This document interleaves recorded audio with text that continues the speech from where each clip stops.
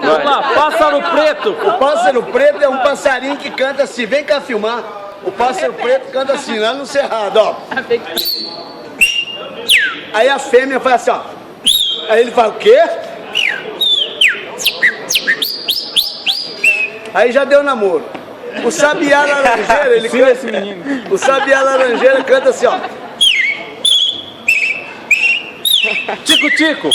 O tico-tico é facinho, ele faz assim, ó. Canário da terra.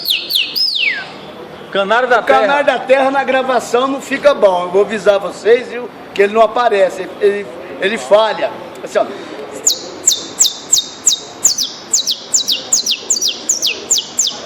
E o pássaro soldado. O pássaro preto soldado, ele canta assim, ó. Assim, ó.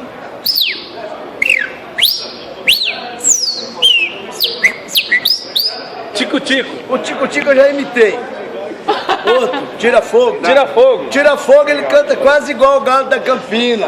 Ele faz assim, ó.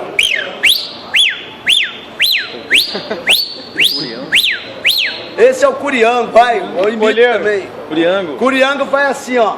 O curiango, ele fala, amanhã eu vou, ele não sai do mato. Ele vai assim, ó.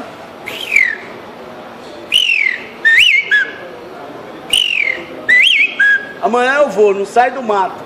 Vai, outro. Curió. O curió é um passarinho nacional, é um dos mais caros nacional. Ele canta assim, ó.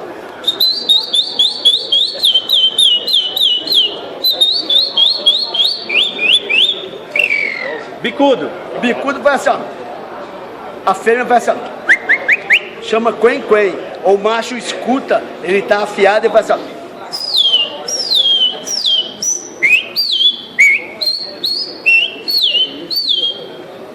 E esse coleiro tui-tui aqui? Coleirinha, tui-tui, Zéu-Zéu. Eu tive um coleiro da terra de Guarapari, terra do Roberto Carlos, Espírito Santo.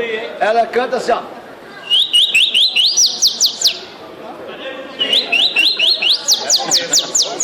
Anu preto. Anu preto, ele canta assim, ó.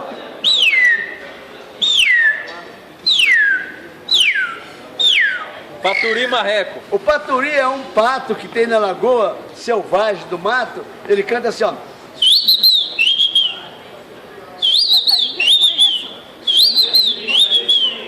E o bem-te-vi? O bem-te-vi, ele faz assim, ó. A fêmea do bem-te-vi faz assim, ó.